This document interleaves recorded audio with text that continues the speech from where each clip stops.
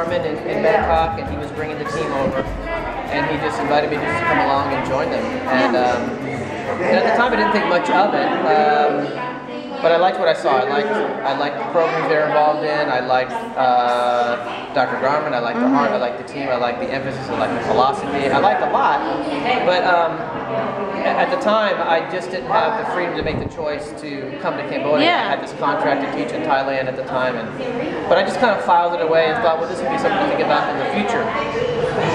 And it was within a year, I found myself back in the States. My contract was over. Some things that I thought were going to work out for me didn't work out, and I just felt, what is my future? It's funny how that happens, huh?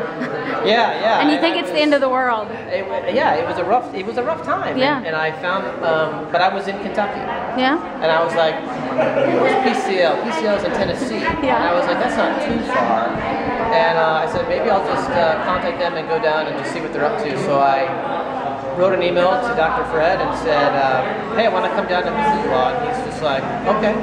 So I went down and... he's always up for whatever. Yeah, and I just kind of hung out in their offices, kind of just trying to recollect some of the pieces of my life at the time. And I had a friend named Joseph who let me stay at his house while I was in Cleveland. Yeah. Trying to figure out what the next step was for me. And I just felt this impression in my heart deeply that God wanted me just to continue to just stay in Cleveland and continue to just get to know the people at PCL. Right. So I would go. Preparing you knew preparing you for something. Yeah, but at the time there was no opening for PCL. Yeah. There was nothing there for me. I just felt that I was supposed to stay and just help out in any way that I could. And I was probably more annoying than anything because I just show up every day and be like, what can I do? You know, and I just kind of would hang out there. Sometimes I'd water their flowers and cut the grass. That's awesome. And then it just kind of worked out where some situations developed over here that required them very quickly to need sort of an interim director for their children's home in Siem Reap. And, which, will we see that? Yeah, in okay. Siem Reap you'll see that. And so they, so they approached me and said, Matt, you like orphans? You know, and they were desperate enough to look at a young single guy and say, yeah. And we thought at the time we would give it maybe a 6-month just probationary period just to see how things develop, see how things work. And I was like, let me think about it for a minute. Okay. And so within the space of a month, I was on my way to Cambodia. Wow.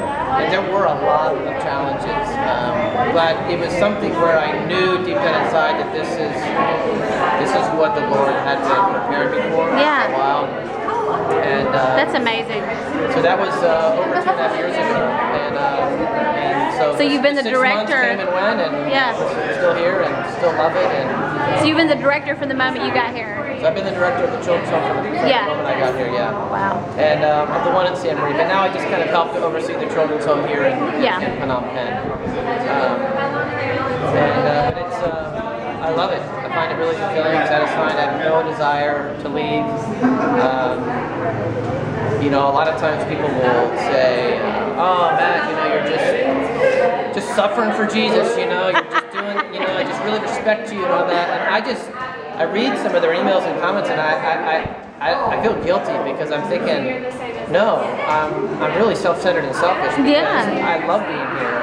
It makes you happy. And it makes me happy, and I'm fulfilled, and I'm satisfied, and so I'm here because I want to be here. Right. And so in that sense, it's that's the selfish, best feeling. You know? So I really feel I feel privileged to be part of a significant work that's also personally fulfilling and satisfying. And I don't think many people can say that, and I feel fortunate that I can say that. Very nice. Thank you, Matt. You graduated when from Lee? 1998. 1998. Lee Alumni. Thank you so much.